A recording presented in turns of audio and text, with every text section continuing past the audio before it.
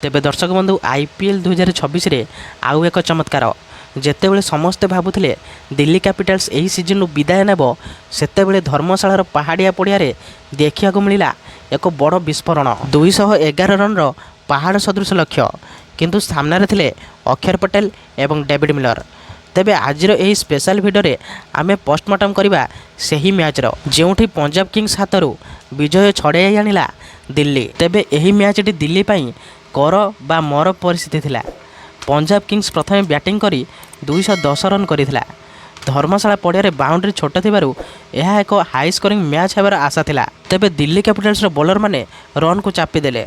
मात्र 210 रन रे पंजाब किंग्स अटकी गला। तापरे दिल्ली बैटिंग करिया को आसला। दिल्लीर ओपनर माने किछि करि पाले नाही, जल्दी आउट हो गले। तेबे शीघ्र विकेट पतन परे दिल्ली चापरे थिला। पंजाबर बोलर माने प्रथम 10 ओवर दिल्ली को बांधि रखिथिले किंतु 12 ओवर शेष सुधा आवश्यक रन रेट 15 उपरକୁ जाइथिला।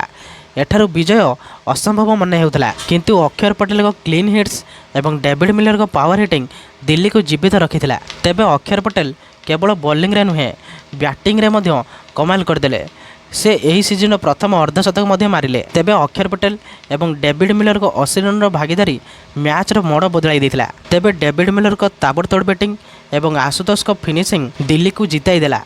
तेबे यही विजय पर दिल्ली कैपिटल्स एबे भी रेस रे अछि किंतु आगको बाट बहुत कष्टकर।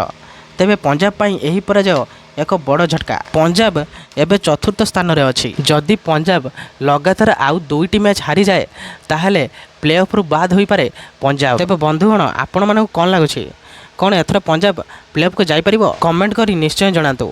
आ जदि भिडियोटी भल लागिछि तेबे लाइक करंतु एवं आम चैनल को सब्सक्राइब मध्य करंतु। देखा हबा आगामी भिडियो रे। तेबे रहिली, जय जगन्नाथ।